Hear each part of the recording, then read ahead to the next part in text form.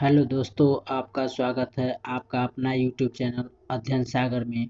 तो आज हम लोग पढ़ने वाले हैं बिहार सामान्य ज्ञान का भाग 3 होगा। तो 2 भाग इसका हम कंप्लीट कर चुके हैं। तो चलिए इसका विषय सूची एक बार देख लेते हैं। तो हम लोग पढ़ रहे हैं बिहार प्राचीन, हमारा हो गया है। और दूसरा चल रहा है बिहार पूर्व मध्यकालीन एवं मध्यकालीन बिहार। तो इसमें हम कुछ भाग को कर लिए हैं इसके पिछले 2 वीडियो में। तो आज हम इसी पूर्व मध्यकालीन एवं मध्यकालीन बिहार में कुछ भाग जो बचा हुआ है, कुछ टॉपिक बचा हुआ है, उसको आज हम देखते हैं कहाँ तक क्लियर हो पाता है। तो चलिए आज हम इसके बारे में पढ़ते हैं।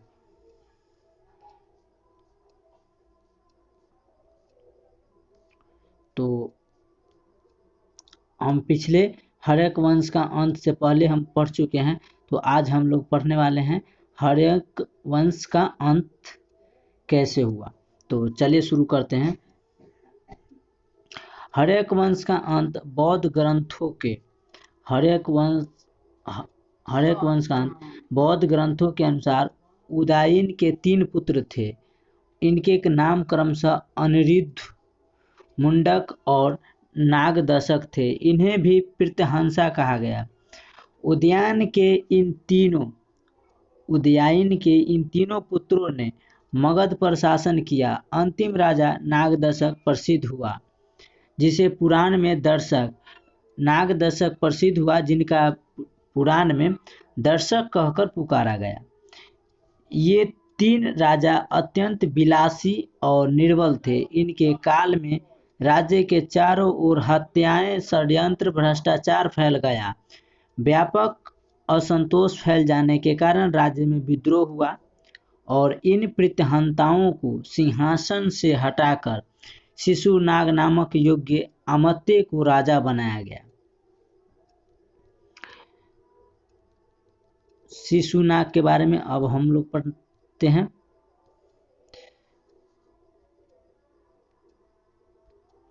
शिशुनाग वंश का शासनकाल 412 से 344 ईसा पूर्व तक चला। 412 ईसा पूर्व में काशी के गवर्नर शिशुनाग को मगध का राजा बनाया गया। 412 ईसा पूर्व में काशी के गवर्नर शिशुनाग को मगध का राजा बनाया गया। कहाँ के गवर्नर थे? तो काशी के। शिशुनाग योग्य व्यक्ति था और नागवंश से संबंधित था। हालांकि महावंश के अनुसार शिशुनाग को एक लिच्छवी राजा की वेश्या पत्नी से उत्पन्न कहा गया है। हालांकि महावंश के कहे गए के अनुसार शिशुनाग को एक लिच्छवी राजा थे, उनका एक वेश्या पत्नी से उत्पन्न कहा गया है। किंतु पुराणों के अनुसार वह क्षत्रिय था और पुराणों में शिशुनाग को क्षत्रिय कहा गया है।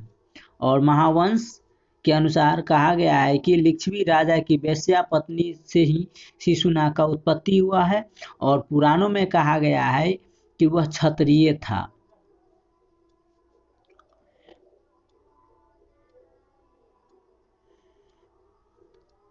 शिशुनाग ने जन सहयोग से 412 ईसा पूर्व में शिशुनाग वंश की स्थापना की। शिशुनाग के समय मगध की 2 राजधानियां थी। एक थी गिरिव्रज और दूसरा वैशाली। उसने मगध की सीमाओं का और अधिक विस्तार किया। शिशुनाग के समय मगध की 2 राजधानियां थी, पहला था गिरिव्रज और दूसरा था वैशाली। उसने मगध की सीमाओं का और अधिक विस्तार किया। सीमाओं का मतलब उसका क्षेत्र का अधिक विस्तार किया।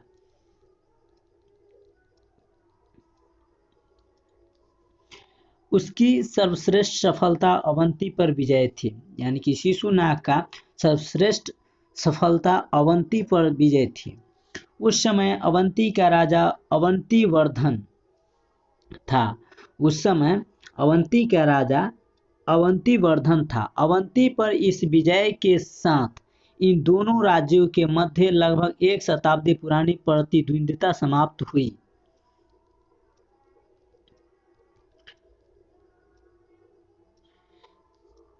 पुराणों के अनुसार प्रद्योत वंश की सेना नष्ट हुई। पुराणों में कहा गया है उसके अनुसार प्रद्योत वंश की सेना नष्ट हुई और अवंती का क्षेत्र मगध साम्राज्य में आखिरकार शामिल हो गया। शिशुनाग ने वत्स और कौशंबी पर भी विजय प्राप्त की। शिशुनाग ने मगध के बाद वत्स और कौशंबी पर भी विजय प्राप्त कर लिया। शिशुनाग की मृत्यु 394 ईसा पूर्व में हो गई। शिशुनाग की मृत्यु 394 ईसा पूर्व में हो गई।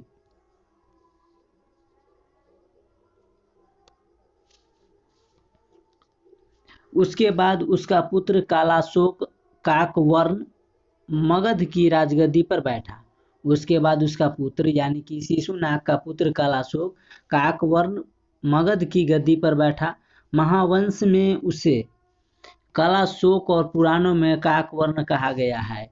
यानी महावंश में उसे कालाशोक कहा गया है और पुराणों में कालाशोक को काकवर्ण कहा गया है। कालाशोक ने अपनी राजधानी को पाटलिपुत्र स्थानांतरित किया। कालाशोक ने अपनी राजधानी को पाटलिपुत्र, जिसे अभी वर्तमान में पटना के नाम से जानते हैं या प्रसिद्ध है, तो स्थानांतरित वहाँ किया। इसके बाद पाटलिपुत्र ही मगध की राजधानी रही। उसके बाद पाटलिपुत्र ही मगध की राजधानी रह गया। कालाशोक के शासनकाल में वैशाली में बौद्ध धर्म की द्वितीय संगति का आयोजन 383 ईसा पूर्व में हुआ। कालाशोक के शासनकाल में वैशाली में बौद्ध धर्म की द्वितीय संगति का आयोजन 383 ईसा पूर्व में हुआ। इसमें बौद्ध संघ में विभेद उत्पन्न हुआ और वह दो संप्रदायों में विभाजित हो गया, यानी कि दो भागों में बट गया। विभाजित घटक स्थावीर और महासांघिक कहलाए। विभाजित जो हुए घटक और जो दो भागों में जो विभाजित हुआ वो कहलाए घटक और स्थावीर महासांघिक कहलाए।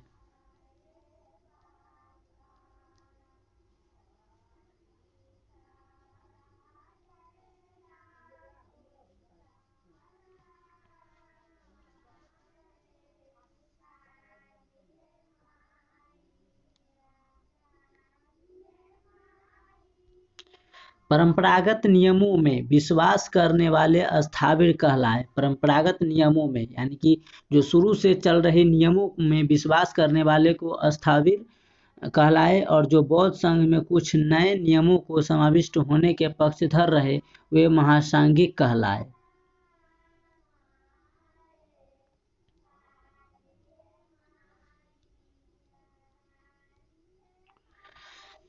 इन्हीं दोनों संप्रदायों से बाद में क्रमशः हीनयान और महायान की उत्पत्ति हुई। इन्हीं दोनों संप्रदायों से बाद में क्रमशः हीनयान और महायान की उत्पत्ति हुई। वानभट्ट रचित हर्षचरित के अनुसार राजधानी के समीप घूमते हुए काकवर्ण की हत्या महापद्म नंद नामक व्यक्ति से चाकू मारकर कर दी गई। वानभट्ट रचित हर्षचरित के अनुसार राजधानी के समीप यानी कि राजधानी के निकट राजधानी के सामने घूमते हुए काकवर्ण की हत्या महापद्म नंद नामक व्यक्ति ने चाकू मारकर कर दी। यानी कि शिशुनाग के पुत्र काकवर्ण की हत्या राजधानी के समीप घूमते हुए काकवर्ण के महापद्म नंद नामक व्यक्ति ने चाकू मारकर हत्या कर दी। कालाशोक की मृत्यु 366 ईसा पूर्व में हो गई। कालाशोक की मृत्यु 366 ईसा पूर्व में हो गई। महाबोधि वंश के अनुसार कालाशोक के 10 पुत्र थे। इन पुत्रों ने सम्मिलित रूप से मगध पर 22 वर्षों तक शासन किया। शिशुनाग का पोता, यानी कि शिशुनाग का बेटा था कलाशोक और उसका कलाशोक का बेटा था दस, जिसने सम्मिलित रूप से यानी कि सभी 10 ने मिलकर 22 वर्षों तक मगध पर शासन किया। कलाशोक के 10 पुत्रों में नंदीवर्धन का नाम सबसे महत्वपूर्ण है। कलाशोक का कितने पुत्र थे? तो 10। 10 में से सबसे महत्वपूर्ण जो था वो नंदीवर्धन था। नंदीवर्धन या महानंदिन शिशुनाग वंश का अंतिम शासक था। कलाशोक के उत्तराधिकारियों का शासन अंतिम रूप से 344 ईसा पूर्व में समाप्त हो गया। नंदीवर्धन या महानंदिन शिशुनाग वंश का अंतिम शासक था। नंदीवर्धन या महानंदिन शिशुनाग वंश का अंतिम शासक था, जो उसका पोता था शिशुनाग का। नंदीवर्धन कलाशोक का पुत्र था। कलाशोक के उत्तराधिकारियों का शासन अंतिम रूप से 344 ईसा पूर्व में समाप्त हो गया। कलाशोक के उत्तराधिकारियों का शासन अंतिम रूप से 344 ईसा पूर्व में समाप्त हो गया।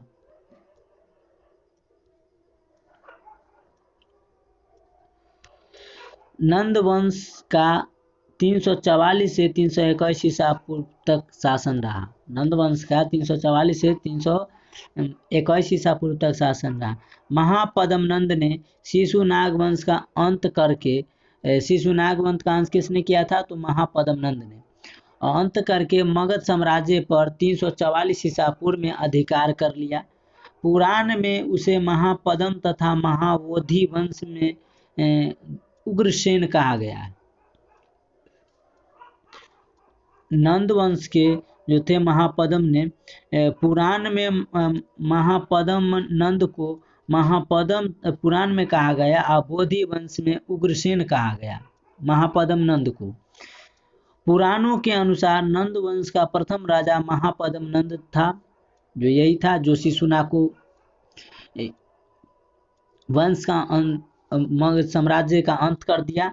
और पाली ग्रंथों के अनुसार महापद्म का नाम उग्रसेन था। पाली ग्रंथों के अनुसार उग्रसेन था। पुराणों के अनुसार उग्रसेन का नाम महापद्म था। यानी कि पाली ग्रंथों के अनुसार देखा जाए तो महापद्म का नाम उग्रसेन था और पुराणों के अनुसार उग्रसेन का नाम महापद्म नंद इसलिए पड़ा क्योंकि उसके पास इस पद्म सेना अथवा इतनी संपत्ति थी। प्रायः सभी ग्रंथों में उसे नई जाति का बताया गया। प्रायः सभी ग्रंथों में उसे नाई जाति जो ठाकुर कहलाते हैं वो उसे कहा गया। सभी ग्रंथों में कौन जाति? तो नाई यानी ठाकुर यानी हजाम। यूनानी लेखक कॉर्टियस ने सिकंदर के समकालीन नंद सम्राट घनानंद के विषय में लिखा कि घनानंद का पिता महापद्म नंद नाई जाति का था। यूनानी लेखक कॉर्टियस ने सिकंदर के समकालीन नंद सम्राट घनानंद के विषय में लिखा, यूनानी लेखक, कि घनानंद का पिता महापद्म नंद नाई जाति का था। यानी कि घनानंद जो थे महापद्म नंद के पिता जो नाई जाति यानी कि ठाकुर जातियों से बिलोंग करते थे।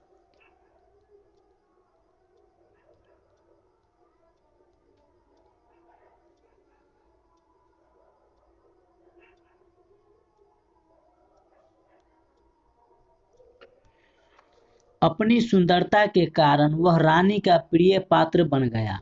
अपनी सुंदरता के कारण वह रानी का प्रिय पात्र बन गया महापद्म नंद, तथा उसके प्रभाव से राजा का विश्वास पात्र बना। फिर धोखे से उसने राजा की हत्या कर दी। उसके बाद राजकुमारों के संरक्षण के बहाने कार्य करते हुए सिंहासन पर अधिकार कर लिया महापद्म नंद ने। अंत में उसने राजकुमारों को भी हत्या कर दी। इस प्रकार महापद्म नंद मगध का सम्राट बन गया। पहले क्या किया? अपनी सुंदरता के कारण, यानी कि महापद्म नंद एकदम खूब सुंदर थे, उनकी यानी कि सुंदरता का फायदा उठाते हुए वह रानी का प्रिय पात्र बन गया। यानी कि जो रानी थी उनका प्रिय पात्र बन गया तथा उसके प्रभाव से राजा का विश्वास पात्र बना। उसके बाद उसके प्रभाव से, रानी के प्रभाव से विश्वास पात्र राजा का बन गया। फिर धोखे से उसने राजा की हत्या कर दी, धोखे से हत्या कर दी। उसके बाद राजकुमारों के संरक्षण के बहाने कार्य करते हुए महापद्म ने राजकुमार के संरक्षण यानी कि रक्षक के सेवानिवृत्त करने के लिए उसने करते हुए बहाने कार्य करते हुए सिंहासन पर अधिकार कर लिया। अंत में उसने राजकुमारों को भी हत्या कर दी। इस प्रकार महापद्मनंद मगध का सम्राट बन गया।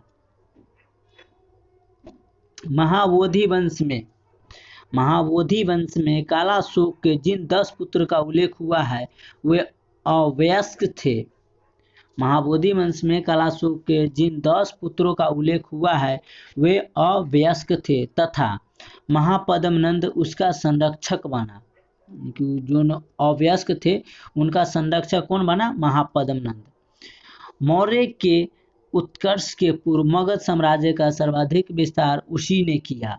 मौर्य के उत्कर्ष के पूर्व मगध साम्राज्य का सर्वाधिक विस्तार महापद्मनंद ने किया। महापद्मनंद मगध के सिंहासन पर बैठने वाले सभी राजाओं में सर्वाधिक शक्तिशाली राजा साबित हुआ। महापद्मनंद मगध के सिंहासन पर बैठने वाले सभी राजाओं में से सर्वाधिक शक्तिशाली राजा महापद्मनंद साबित हुआ। उसे कली का अंश सर्वछत्रात्मक तथा दूसरे परशुराम का अवतार कहा गया। महापद्मनंद को कली का अंश या सर्वछत्रात्मक तथा दूसरे परशुराम का अवतार कहा गया। उसने तत्कालीन सभी प्रमुख राजवंशों को परास्त किया और एक छत्र राज्य की स्थापना की, यानी कि उसने तत्कालीन सभी प्रमुख राजवंशों को हरा दिया और एक छत्र राज्य की स्थापना किया।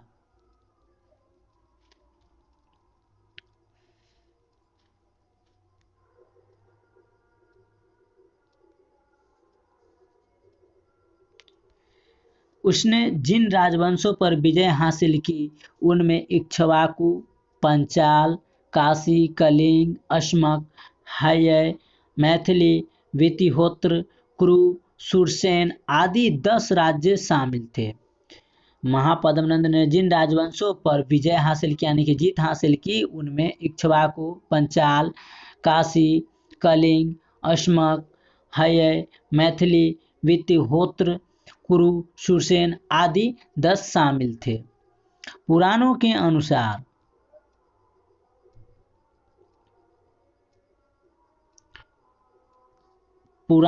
अनुसार इन राजवंशों में इक्ष्वाकु ने 24 वर्ष,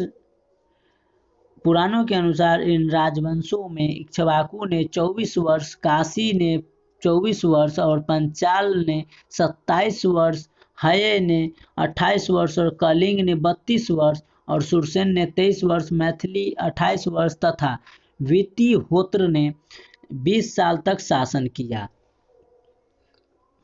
पुराण में कहा गया है कि इसके अनुसार राजवंशों में इक्ष्वाकु ने 24 वर्ष शासन किया, काशी ने 24 वर्ष और पंचाल ने 27। इक्ष्वाकु, काशी 24, पंचाल 27, हयय ने 28, कलिंग ने 32, सुरसेन ने 23 और मैथिल ने 28 वर्ष तथा वितिहोत्र ने 20 साल तक शासन किया। भारतीय इतिहास में पहली बार महापद्मनंद ने मगध जैसे एक विशाल साम्राज्य की स्थापना की जिसकी सीमाएं गंगा घाटी के मैदानों का अतिक्रमण कर गई।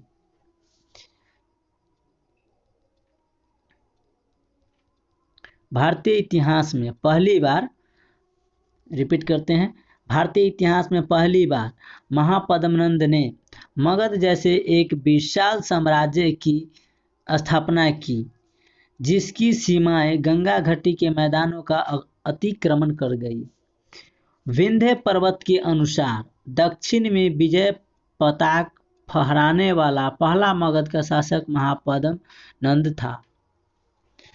विंध्य पर्वत के दक्षिण में विजय पताका फहराने वाला पहला मगध का शासक महापद्मनंद ही हुआ। इस विशाल साम्राज्य में एक तंत्रात्मक शासन व्यवस्था की स्थापना की गई। नंद वंश में कुल 9 राजा हुए। नंद वंश में कुल 9 राजा हुए। जो प्रथम था महापद्म नंद।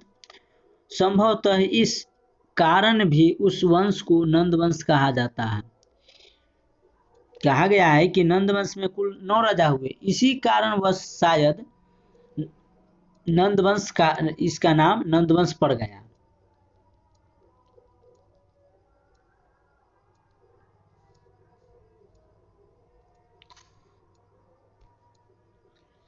महाबोधि वंश के अनुसार नंद वंश के 9 शासक, चलिए हम जान लेते हैं 9 शासक कौन कौन थे। उग्रसेन, जिसे महापद्म नंद भी कहते हैं, वो प्रथम था।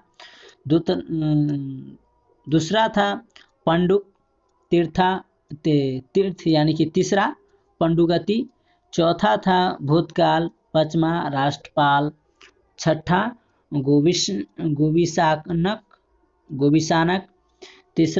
सतमा था दसिधक या दर्शासिधक। आठवां कैवर्त। नौवां घनानंद, घननंद या घनानंद। ये 9 शासक थे। नंद वंश का अंतिम शासक घनानंद। नंद वंश का अंतिम शासक घनानंद। नंद वंश का अंतिम शासक घनानंद था, जो सिकंदर का समकालीन था। जो किसका समकालीन? सिकंदर का समकालीन था। उसे यूनानी लेखकों ने अग्रमीज यानी उग्रसेन या महापद्म नंद का पुत्र कहा।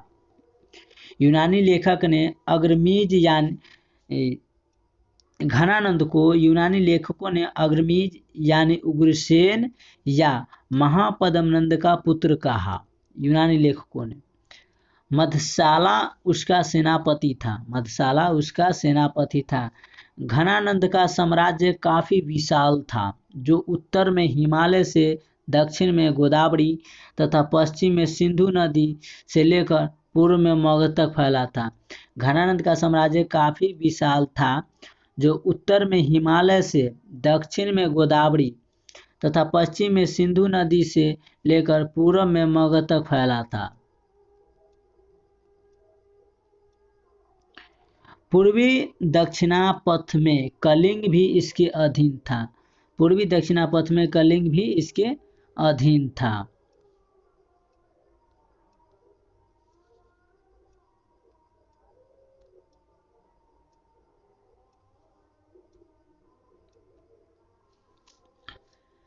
नंद साम्राज्य उस समय शक्तिशाली अवस्था में था। कहा जाता है कि नंद वंश के सैन्य बल, विशेषकर हस्ती सेना के कारण ही सिकंदर के सैनिकों ने ब्यास नदी का तट पार करने से इनकार कर दिया और सिकंदर का भारतीय अभियान अधूरा ही रह गया।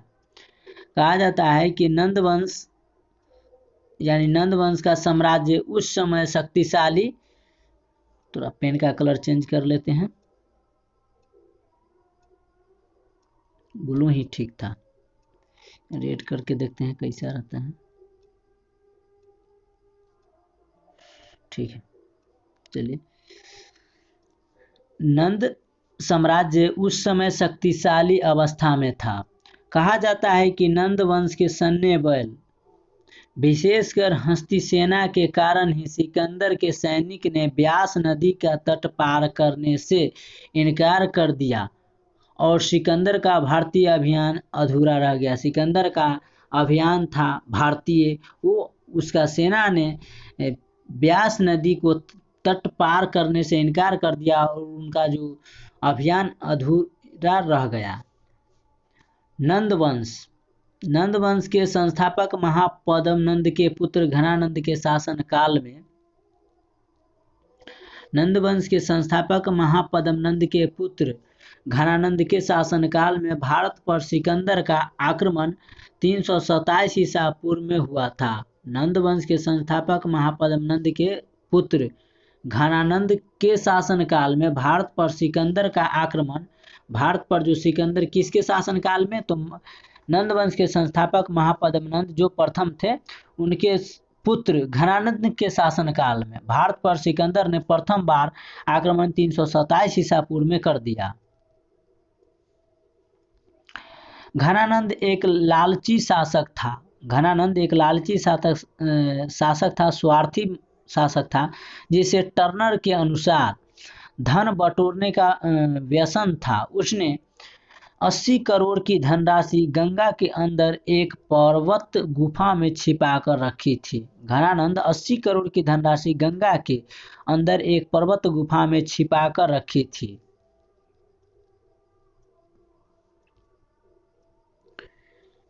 उसने वस्तुओं के अलावा पशुओं के चमड़े, वृक्षों की गोंद जिसे लाशा कहते हैं हम लोग आम भाषा में, तथा खनन योग्य की पत्थरों पर भी कर लगाकर, या कर मतलब जो सूद ब्याज होता है, कर टैक्स लगाकर उसने अधिक से अधिक धन का संचय किया।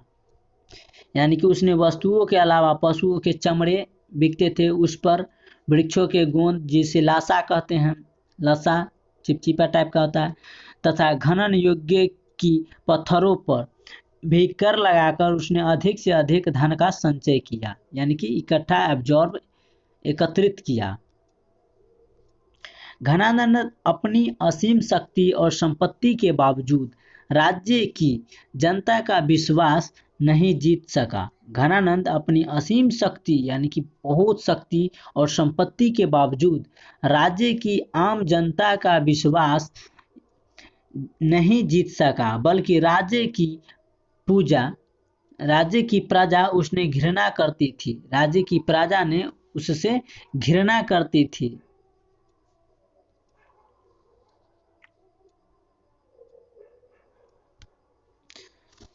अपने शासनकाल में घनानंद ने जनमत की ओर उपेक्षा की तथा उस काल के एक महान विद्वान ब्राह्मण चाणक्य को अपमानित किया था। अपने शासनकाल में घनानंद ने जनमत की ओर उपेक्षा की तथा उस काल के एक महान यानी कि घनानंद के समय के यानी कि काल के समय एक विद्वान ब्राह्मण चाणक्य को अपमानित किया था। वह छोटी वस्तुओं के ऊपर बड़े बड़े कर लगाकर यानी टैक्स लगाकर जनता से बलपूर्वक धन वसूला करता था। परिणाम स्वरूप जनता नंदों के शासन के खिलाफ हो गई। चारों तरफ घृणा और असंतोष का वातावरण बन गया। इस स्थिति का लाभ उठाकर चाणक्य ने चंद्रगुप्त मौर्य की मदद से घनानंद की हत्या करके मगध की जनता के अत्याचारी नंद वंश के शासन से मुक्ति दिलाई।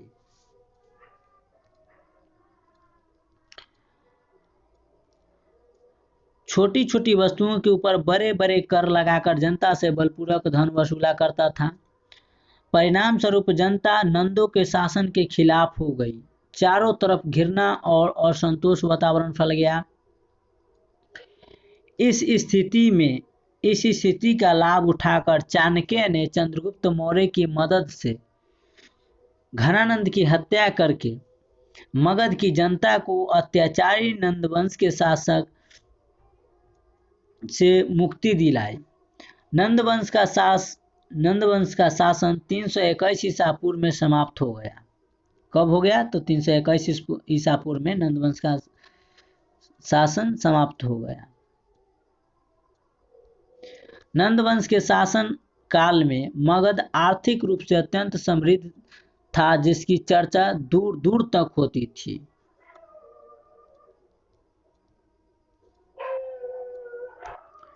सातवीं सदी के चीनी यात्री हेनसांग ने भी नंदों के अतुल संपत्ति की रोचक कहानी सुनी थी। हेनसांग के अनुसार 7वीं सदी के चीनी यात्री हेनसांग कहाँ के यात्री थे? तो चीन यात्री थे। इन्होंने नंदों के अतुल संपत्ति की रोचक कहानी सुनी। हेनसांग के अनुसार पाटलिपुत्र में 5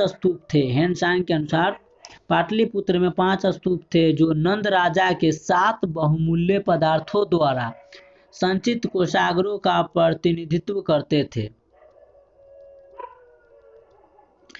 मगध की आर्थिक संपन्नता के कारण राजधानी पाटलिपुत्र शिक्षा साहित्य का केंद्र बन गया। व्याकरण के महान विद्वान आचार्य पाणिनि महापद्मनंद के मित्र थे। व्याकरण के महान विद्वान आचार्य पाणिनि महापद्मनंद के मित्र थे, यानी दोस्त थे। पाणिनि ने पाटलिपुत्र में शिक्षा भी पाई थी, जिसे पटना कहते हैं अभी वर्तमान में, पटना के नाम से जानते हैं।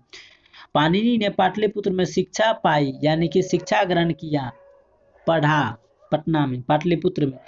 वर्ष, उपवर्ष व रुचि, कात्यायन जैसे विद्वान भी नंदों के शासनकाल में हुए थे। नंद शासक जैन धर्म को मानते थे। नंद शासक जैन धर्म को मानते थे तथा उन्होंने अपने शासन में अनेक जैन मंत्रियों को नियुक्त किया था।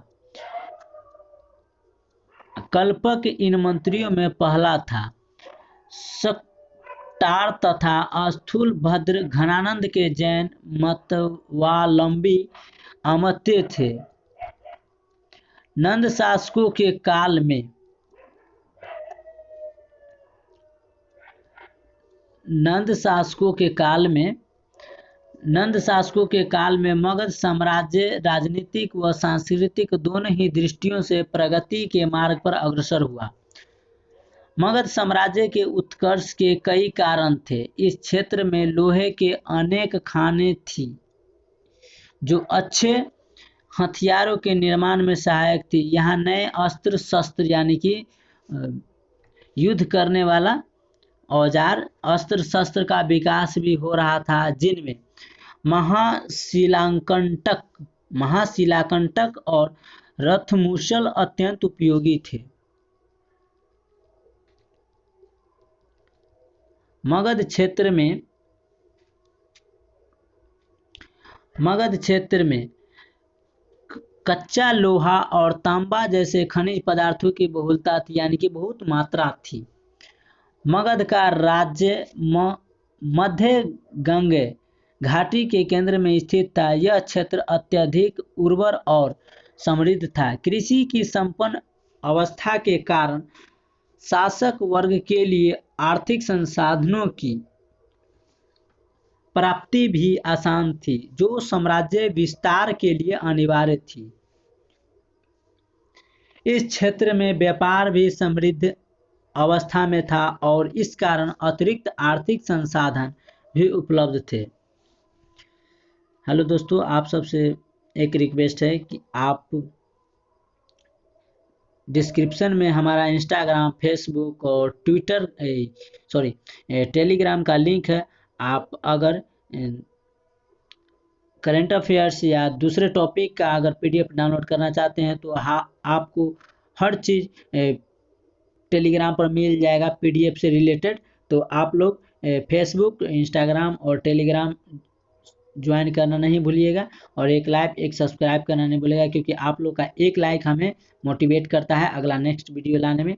तो चलिए, हम पूरा बुक कंप्लीट करेंगे और आरआरबी का भी हम कर रहे हैं, तो उसका भी हम कंप्लीट करेंगे, और इसका जो बिहार सामान्य ज्ञान है इसका हम पूरा बुक कंप्लीट करेंगे, बीच में छोड़ने वाले नहीं हैं। ऐसा नहीं, हम कुछ होते हैं जो बीच में कुछ करते हैं, कुछ छोड़ देते हैं, तो हम लोग पूरा बुक कवर करेंगे। तो आगे बढ़ते हैं। तो मगध क्षेत्र में क्या था, तो लोहा और तांबा जैसे खनिज पदार्थों की बहुलता थी, यानी बहुत मात्रा में यहाँ पर्याप्त था। मगध का राज्य मगध गांगे घाटी के केंद्र में स्थित था। मगध का राज्य मगध गांगे घाटी के क्षेत्र में स्थित था। यह क्षेत्र अत्यधिक उर्वर और समृद्ध था। कृषि की संपन्न अवस्था के कारण शासक वर्ग के लिए आर्थिक संसाधनों की प्राप्ति भी आसान थी, जो साम्राज्य विस्तार के लिए अनिवार्य थी। इन क्षेत्र में व्यापार भी समृद्धि अवस्था में था और इस कारण अतिरिक्त आर्थिक संसाधन इस क्षेत्र में व्यापार भी समृद्ध अवस्था में था और इस कारण अतिरिक्त आर्थिक संसाधन भी उपलब्ध थे। मगध के क्षेत्र में हाथी भी प्रचुर मात्रा में, यानी कि बहुत मात्रा में उपलब्ध थे मगध के क्षेत्र में, जिनकी सहायता से विरोधी शासकों के दुर्गों और नगरों पर अधिकार आसान था। मगध की दोनों राजधानियों राजगिरी और पाटलिपुत्र प्राकृतिक और भौगोलिक दृष्टि से सुरक्षित थी। राजगिरी पहाड़ियों से घिरी थी।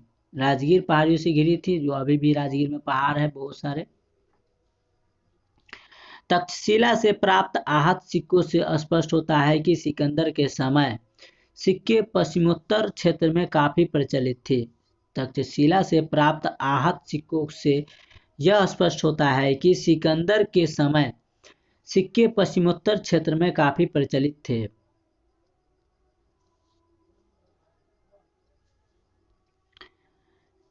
ईसा पूर्व 5वीं शताब्दी के अंत तक मगध साम्राज्य पूरे उत्तरापथ के व्यापार का नियंता बन गया। मगध की आर्थिक संपन्नता से साम्राज्यवाद के विकास का मार्ग प्रशस्त हो गया। दोस्तों, बैकग्राउंड में कुछ आवाज आ रहा होगा तो इसके लिए हम सॉरी। क्या कर सकते हैं हम इसके लिए, तो आप लोग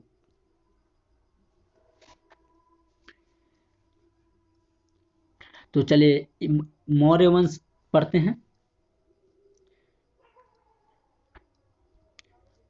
मौर्य वंश का शासन काल 321 से 184 ईसा पूर्व तक चला।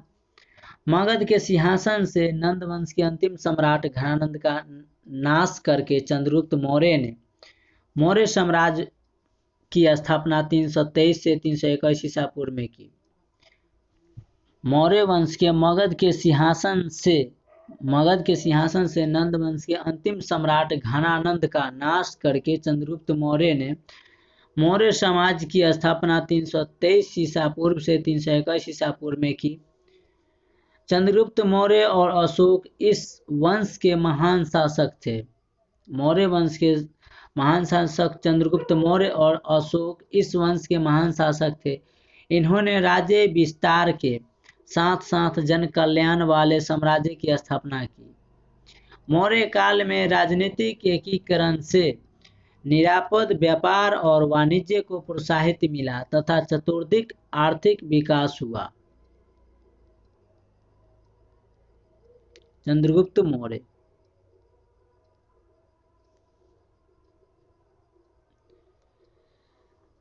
चंद्रगुप्त मौर्य के जन्म के विषय में ब्राह्मण, बौद्ध तथा जैन ग्रंथों में परस्पर विरोधी विवरण है। चंद्रगुप्त मौर्य के जन्म के विषय में ब्राह्मण, बौद्ध तथा जैन ग्रंथों में परस्पर विरोधी विवरण है। विविध प्रमाणों की आलोचनात्मक समीक्षा के बाद जो तर्क निर्धारित होता है उनके अनुसार चंद्रगुप्त मौर्य वंश का क्षत्रिय था। चंद्रगुप्त मौर्य वंश का क्षत्रिय था, ब्राह्मण थे। मौर्य वंश शाक्यों की शाखा भी पिपलीवन में राज्य करती थी।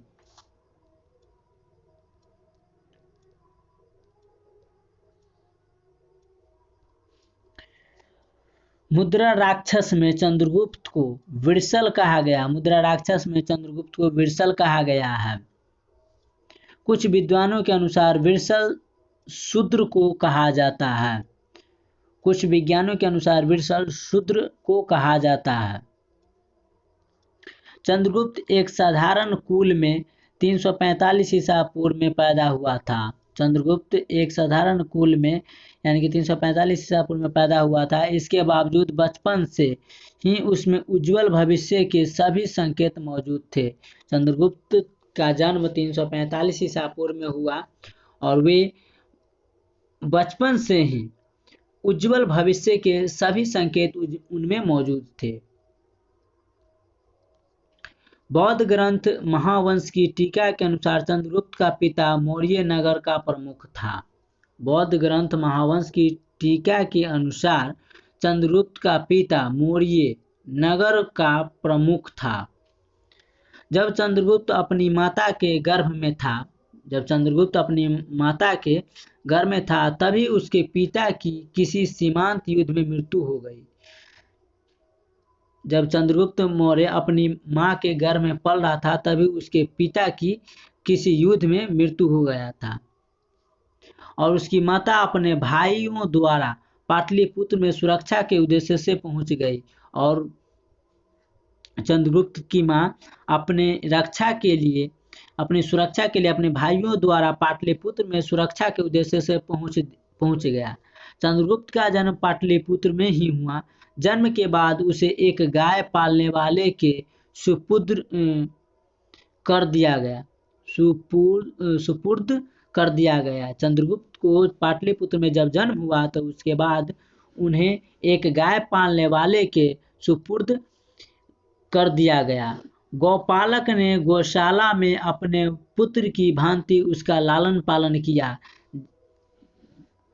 चंद्रगुप्त मौर्य की मां ने चंद्रगुप्त को गौ पालने वाले व्यक्ति को दे दिया और वो गौपालक ने गौशाला में अपने पुत्र की तरह उसका लालन पालन या पोषण किया। चंद्रगुप्त मौर्य को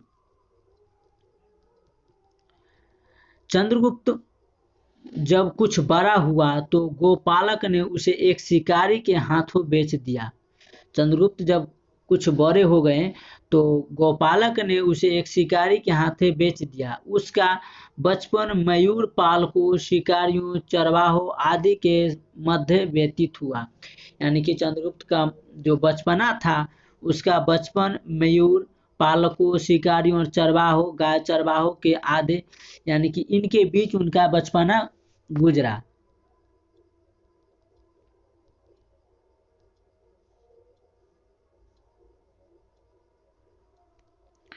चंद्रगुप्त बचपन से ही काफी प्रतिभाशाली था। चंद्रगुप्त बचपन से काफी प्रतिभाशाली था।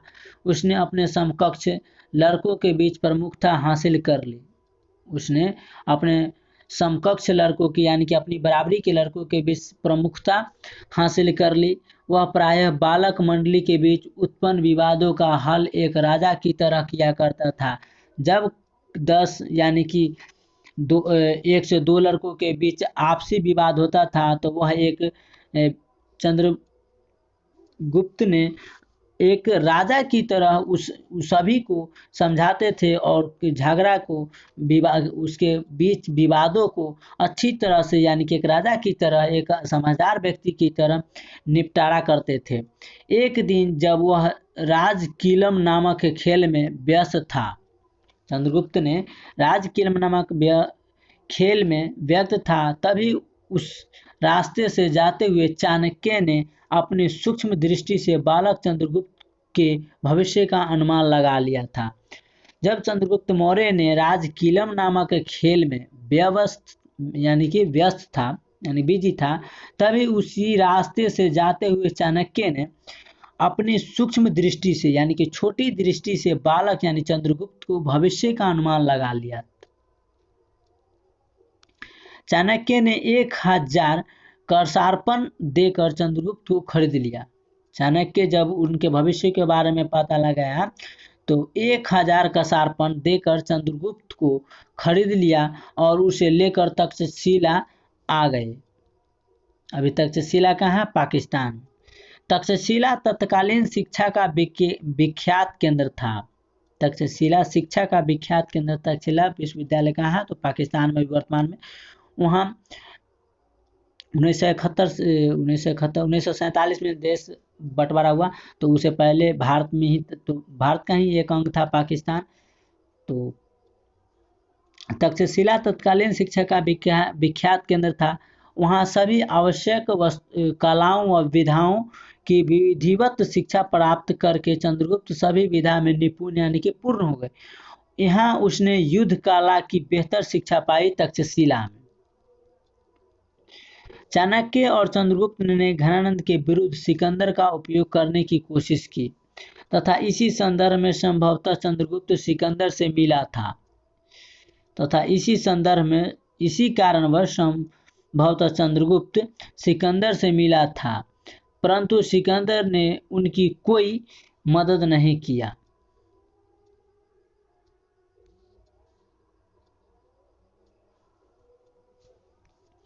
सिकंदर की अकाल मृत्यु 323 से 322 ईसा पूर्व में बेबीलोन में हो गई। सिकंदर की अकाल मृत्यु 323 ईसा पूर्व से 322 ईसा पूर्व में बेबीलोन में हो गई।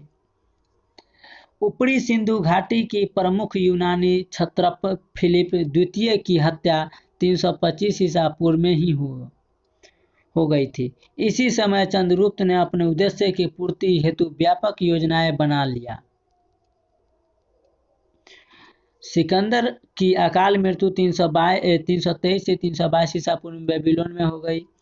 ऊपरी सिंधु घाटी की प्रमुख यूनानी क्षत्रप फिलिप द्वितीय की हत्या 325 ईसा पूर्व में हो गई। इसी समय चंद्रगुप्त ने अपने उद्देश्य की पूर्ति हेतु व्यापक योजनाएं बना ली। चाणक्य ने जिस कार्य हेतु चंद्रगुप्त को तैयार किया था, यानी कि चाणक्य ने जिस कार्य के लिए चंद्रगुप्त को तैयार किया था, उसके दो उद्देश्य थे। पहला, यूनानियों के विदेशी शासन से देश को मुक्त कराना।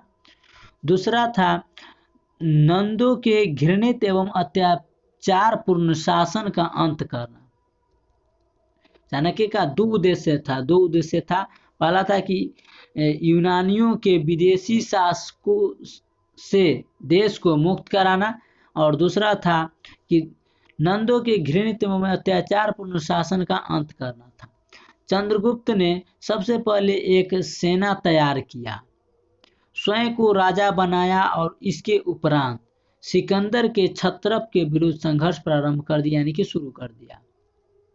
सबसे पहले चंद्रगुप्त ने अपने एक सेना तैयार किया, एक सेना बनाया और वह खुद को स्वयं को राजा घोषित कर लिया।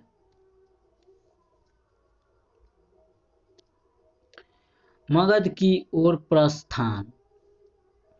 317 ईसा पूर्व तक उसने संपूर्ण सिंध पंजाब प्रदेशों पर अधिकार कर लिया। चंद्रगुप्त ने वहां का एक छत्र शासक बन गया।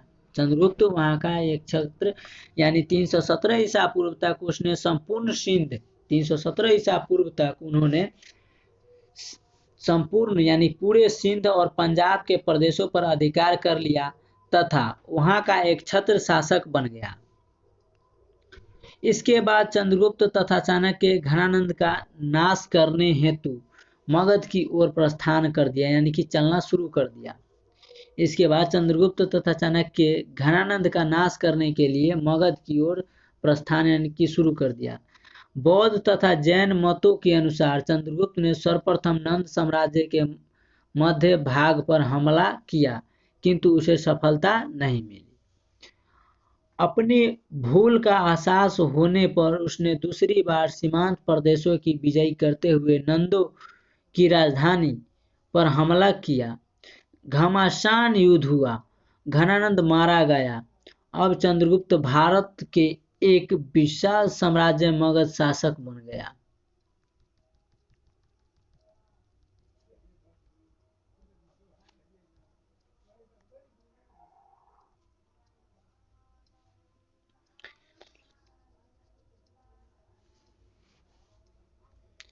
सिकंदर की मृत्यु के बाद उसका सेनापति सेल्यूकस निकेटर, सिकंदर की जब मृत्यु हो गया तो उसका सेनापति था सेल्यूकस निकेटर ने उसके पूर्वी प्रदेशों का उत्तराधिकारी हुआ।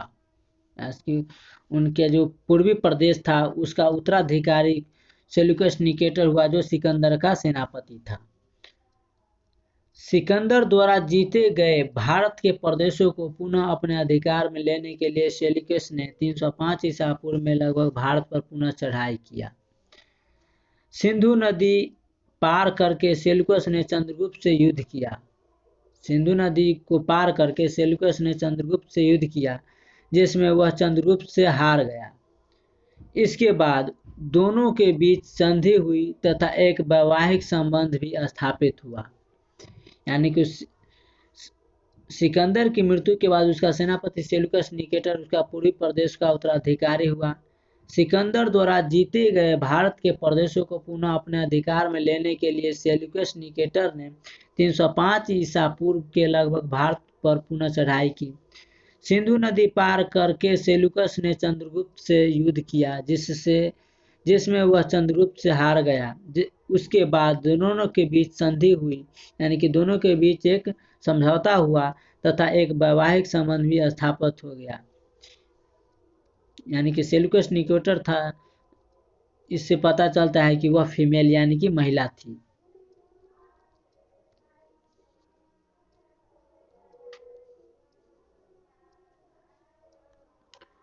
चंद्रगुप्त तथा सेल्यूकस के बीच हुई संधि के तहत यानी कि समझौता के तहत सेल्यूकस ने चंद्रगुप्त को आर्कोशिया, कंधार और पेलोपोनीस काबुल के प्रांत तथा एशिया, हेरात एवं जेड्रोसिया के क्षत्रपियों के कुछ भाग दिए। सेल्यूकस ने चंद्रगुप्त को यानी कि दोनों के बीच सेल्यूकस और चंद्रगुप्त के संधि के तहत जो हुआ था यानी कि संधि हुआ था कि सेल्यूकस ने चंद्रगुप्त को आर्कोशिया, कंधार और पेलोपोनीसडाई काबुल के प्रांत तथा एरिया, हेरात एवं जेड्रोसिया की क्षत्रपियों के कुछ भाग दिए। चंद्रगुप्त ने सेल्यूकस को 500 भारतीय हाथी उपहार में दिए। चंद्रगुप्त ने सेल्यूकस को 500 भारतीय हाथी उपहार में दिया। कुछ विद्वानों के अनुसार दोनों नरेशों के बीच एक वैवाहिक संबंध स्थापित करने की संधि के तहत सेल्यूकस ने अपनी एक पुत्री का विवाह चंद्रगुप्त मौर्य के साथ कर दिया। संधि के तहत सेल्यूकस ने अपनी एक पुत्री का विवाह चंद्रगुप्त मौर्य के साथ कर दिया। यानी कि सेल्यूकस तो था वो मेल था, वो भी पुरुष था, तो वो संधि किया। उसके संधि के तहत उसका एक पुत्री था जो उसका पुत्री का विवाह चंद्रगुप्त के साथ करने के लिए तैयार हो गया। सेल्यूकस ने मेगास्थनीज नामक अपना एक राजदूत चंद्रगुप्त मौर्य के दरबार में पाटलिपुत्र भेजा। सेल्यूकस ने मेगास्थनीज नामक अपना एक राजदूत चंद्रगुप्त मौर्य के दरबार में पाटलिपुत्र भेजा 305 ईसा पूर्व में, जो बहुत दिनों तक पाटलिपुत्र में रहा। मेगास्थनीज जो गया सेल्यूकस द्वारा भेजाया गया था राजदूत बनाकर चंद्रगुप्त मौर्य के दरबार में पाटलिपुत्र में, कब? 305 ईसा पूर्व में, जो बहुत दिनों तक पाटलिपुत्र में रहा।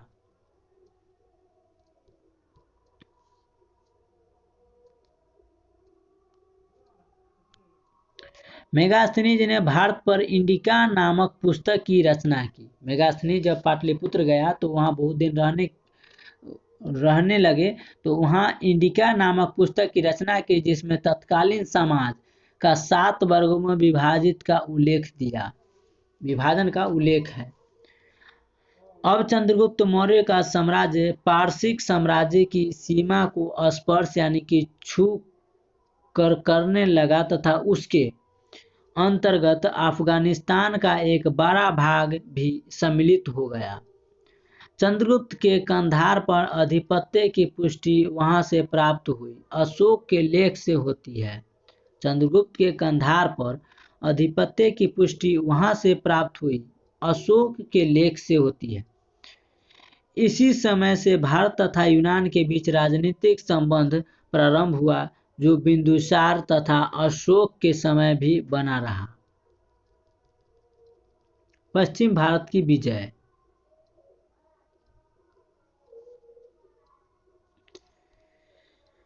पश्चिम भारत की विजय। चंद्रगुप्त मौर्य ने पश्चिम भारत में सौराष्ट्र तक का प्रदेश जीतकर अपने प्रत्यक्ष शासन के अंतर्गत शामिल कर लिया। रुद्रदामन के गिरनार अभिलेख 150 ईसा पूर्व के अनुसार इस प्रदेश में पुष्यगुप्त वैश्य चंद्रगुप्त मौर्य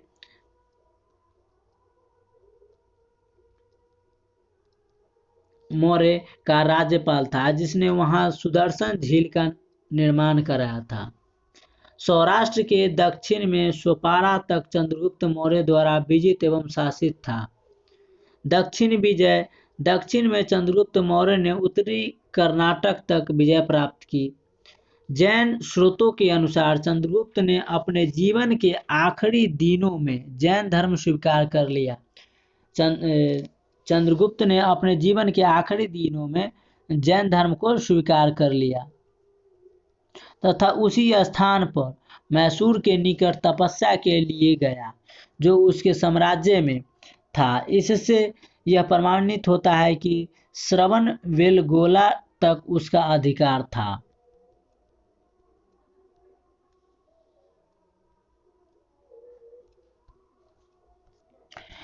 मगध का विस्तार। मगध साम्राज्य के उदय की जो परंपरा बिंबिसार के काल में प्रारंभ हुई थी, वह चंद्रगुप्त के समय पराकाष्ठ पर पहुंच गई। उसका विशाल साम्राज्य उत्तर पश्चिम में ईरान की सीमा से लेकर दक्षिण में वर्तमान उत्तरी कर्नाटक तक तथा पूर्व में मगध से लेकर पश्चिम में सौराष्ट्र तथा सोपोरा तक संपूर्ण प्रदेश साम्राज्य के अधीन था।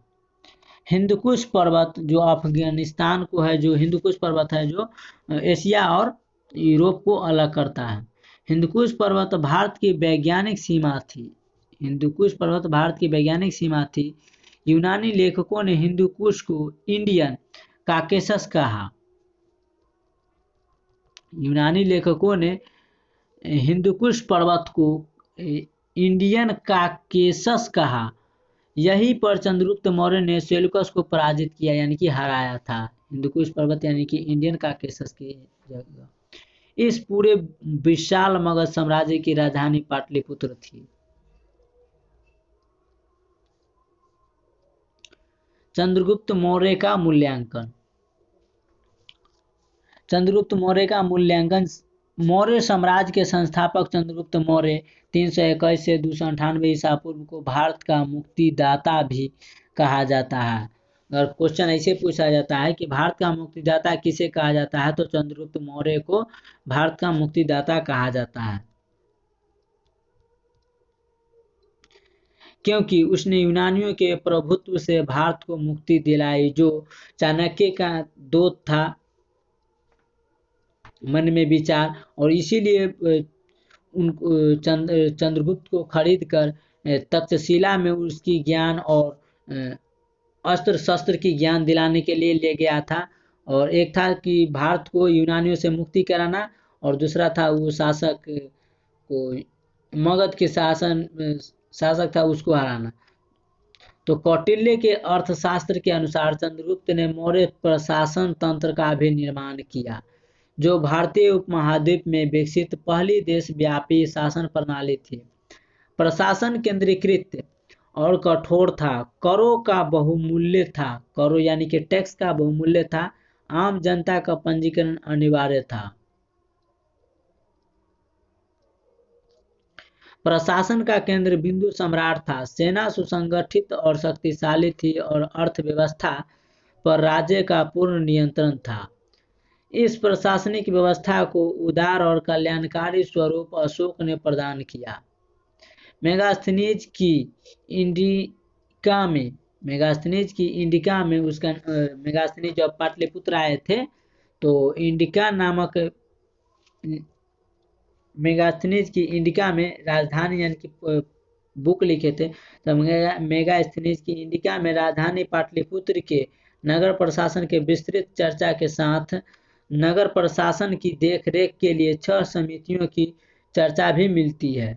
तो किसमें? तो मेगास्थनीज के बुक इंडिका में।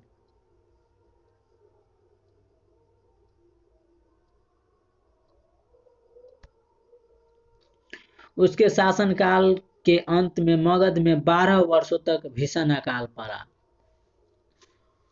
जैन परंपराओं के अनुसार अपने जीवन के अंतिम दिनों में वह जैन हो गया तथा उसने भद्रबाहु की शिष्यता ग्रहण कर ली थी। किसकी शिष्यता? तो भद्रबाहु की। यहाँ इंपॉर्टेंट हो जाता है।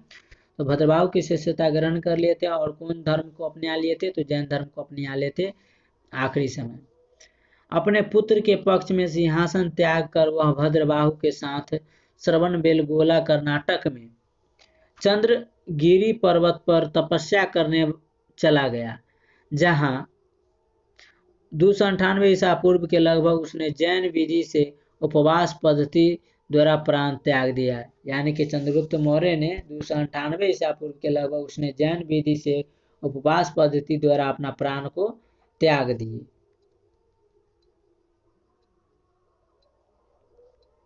जैन धर्म में इस विधि को संलेखना कहा गया है। जैन धर्म में उपवास को संलेखना कहा गया है। श्रवणबेलगोला की एक छोटी पहाड़ी आज भी चंद्रगिरी कहलाती है।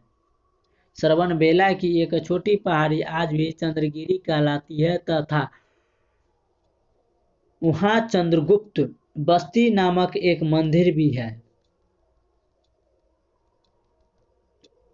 बाद के कई लेखों में भी भद्रबाहु तथा चंद्रगुप्त मुनि का उल्लेख मिलता है।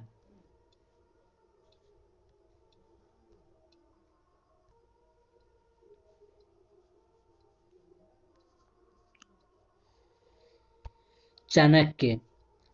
चंद्रगुप्त मौर्य का गुरु व प्रधानमंत्री चाणक्य एक महान विद्वान व पंडित था।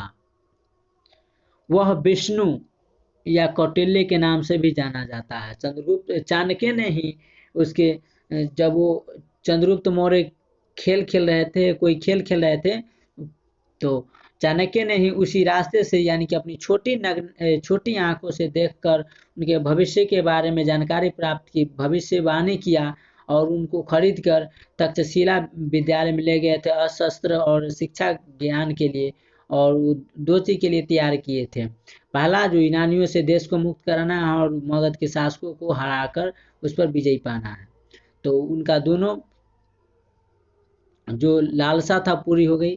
तो चाणक्य को चंद्रगुप्त मौर्य का गुरु और प्रधानमंत्री चाणक्य एक महान विद्वान पंडित था। वह विष्णुगुप्त या कौटिल्य के नाम से भी जाना जाता है। कौन? चाणक्य, जो अर्थशास्त्र के जनक हैं। ये आप लोग को पता होगा।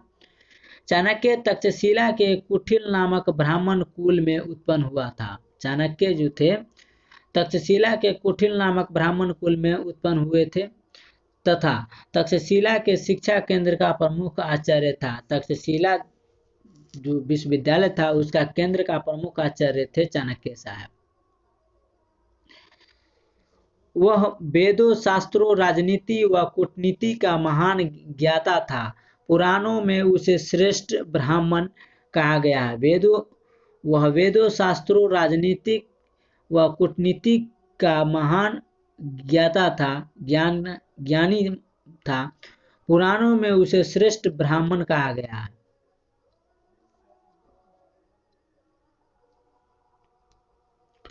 एक बार मगध के राजा नंद ने यागशाला में उसे अपमानित किया। एक बार मगध के राजा नंद ने यागशाला में उसे अपमानित किया, जिससे क्रोध में आकर उसने नंद वंश को समूल नष्ट करने की प्रतिज्ञा कर ली। जब मगध के राजा नंद ने यागशाला में एक यज्ञ हो रहा था, वहां पर यागशाला में ही उसे भरे समाज में भरे लोगों के बीच अपमानित किया चाणक्य को। तो चाणक्य ने क्रोध में आकर उसने नंद को समूल नष्ट करने की एक प्रतिक्रिया यानी प्रतिज्ञा कर ली कि नंद वंश को हमको समाप्त करना है। चंद्रगुप्त मौर्य जब विशाल मगध साम्राज्य या भारत का एक छत्र सम्राट बना, तब कौटिल्य प्रधानमंत्री एवं प्रधान पुरोहित के पद पर आसीन हुआ। जैन ग्रंथों के अनुसार चंद्रगुप्त की मृत्यु के बाद उसका पुत्र बिंदुसार, चंद्रगुप्त मृत्यु के पुत्र का नाम क्या था? बिंदुसार, सिंहासन पर बैठा। तो उसके काल में भी कुछ समय तक कौटिल्य प्रधानमंत्री बना रहा। यानी कि चंद्रगुप्त का जो गुरु और प्रधानमंत्री थे, वो चंद्रगुप्त का बेटा बिंदुसार सिंहासन पर बैठा। तो उसके काल में भी कुछ समय तक कौटिल्य यानी कि चाणक्य प्रधानमंत्री बने रहे। कौटिल्य यानी चाणक्य रचित अर्थशास्त्र हम पहले बता चुके हैं। जो कौटिल्य चाणक्य के नाम से भी जाने जाते हैं, जो अर्थशास्त्र के जनक है। वह हिंदू शासन से संबंधित प्राचीनतम उपलब्ध पुस्तक है। अर्थशास्त्र मौर्य काल की रचना है। अर्थशास्त्र कब की रचना है? तो मौर्य काल की रचना है, जिसमें मूलतः चंद्रगुप्त मौर्य के प्रधानमंत्री कौटिल्य के विचार स्वयं उसी के द्वारा प्रस्तुत किए गए हैं। कालांतर में अर्थशास्त्र में अन्य लेखकों द्वारा अंश जोड़ दिए गए, जिससे मूल ग्रंथ का स्वरूप परिवर्तित हो गया।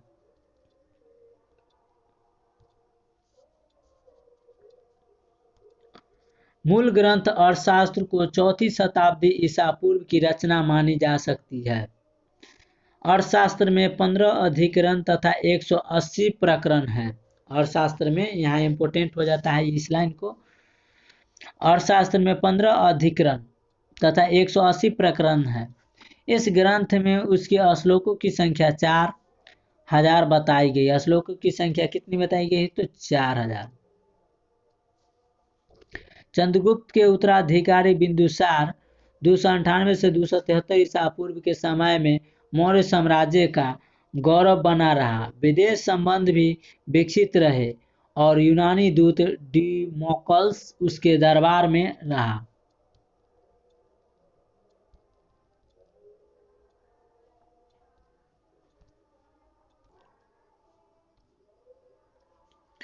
बिंदुसार 298 से 273 ईसा पूर्व तक इनका शासन रहा। चंद्रगुप्त मौर्य के बाद उसका पुत्र बिंदुसार चंद्रगुप्त के बाद उसका पुत्र बिंदुसार मगध के सिंहासन पर 298 ईसा पूर्व में बैठा। उसके काल में साम्राज्य के कुछ क्षेत्रों में विद्रोह हुए, जिसे उसने अपने पुत्र अशोक की सहायता से नियंत्रित कर लिया। एक बार और रिपीट कर लेते हैं। चंद्रगुप्त मौर्य के बाद उसका पुत्र बिंदुसार मगध के सिंहासन पर 298 ईसा पूर्व में बैठा। कब बैठा? 298 ईसा पूर्व में।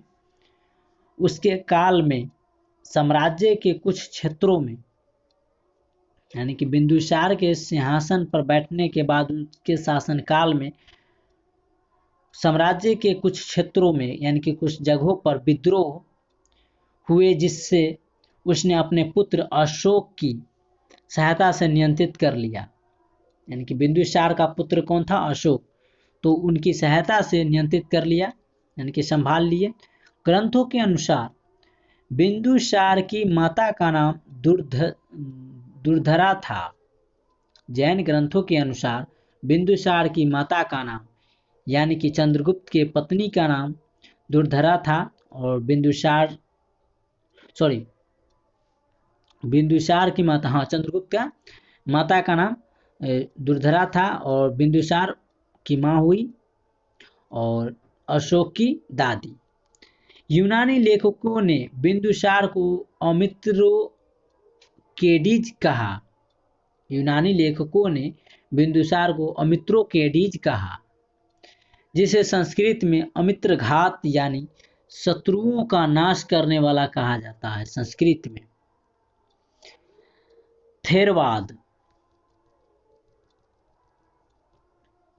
थेरवाद परंपरा के अनुसार वह ब्राह्मण धर्म का अनुयायी था।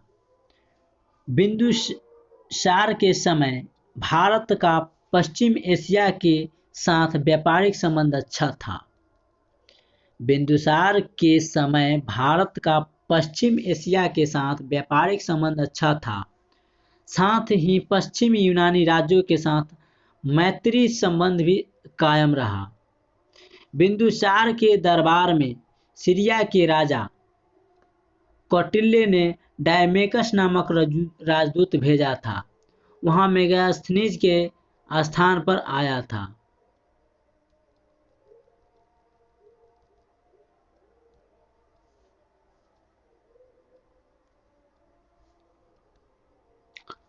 मिस्र के राजा टोलेमी फिलाडेल्फस, कहाँ के राजा? मिस्र के राजा टोलेमी फिलाडेल्फस 285 से 247 ईसा पूर्व के काल में संभवतः डायनोसियम नामक राजदूत मौर्य दरबार बिंदुसार के राज्यसभा में आया था। मिस्र के राजा टोलेमी फिलाडेल्फस 285 से 247 ईसा पूर्व के काल में संभवतः डायनोसियम नामक राजदूत मौर्य दरबार यानी बिंदुसार के राज्यसभा में आया था। प्रशासन के क्षेत्र में बिंदुसार ने अपने पिता की व्यवस्था का ही अनुसरण किया। उसने अपने साम्राज्य के प्रांतों में विभाजित किया तथा प्रत्येक प्रांत में उपराजा के रूप में कुमार नियुक्त किए। उसके समय में प्रशासनिक कार्यों के लिए अनेक महापात्रों की भी नियुक्ति की गई। दिव्यवदान के अनुसार अवंती राष्ट्र का उपराजा राज्यपाल अशोक था। बिंदुसार की सभा में 500 सदस्यों वाली एक मंत्री परिषद भी थी। बिंदुसार की सभा में 500 सदस्यों वाली एक मंत्री परिषद भी थी, जिसका प्रधान खलनाटक था। जिसका प्रधान क्या था? खलनाटक था। बिंदुसार ने 25 वर्षों तक राज्य किया। अंततः 273 ईसा पूर्व में उसकी मृत्यु हो गई। तो आज के लिए इतना ही, मिलेंगे नेक्स्ट वीडियो में। अशोक का शासनकाल 273 से 232 ईसा पूर्व तक से पढ़ेंगे। तो आप लोग एक लाइक एक कमेंट, और ये वीडियो कैसा लगा आप लोग एक लाइक और एक कमेंट करिएगा, और सब्सक्राइब करना चैनल को नहीं भूलिएगा। और हम बुक को पूरा कवर करेंगे, तो बताएंगे आप लोग कि कैसा लगा ये। तो मिलेंगे नेक्स्ट वीडियो में। Thank you. जय हिंद।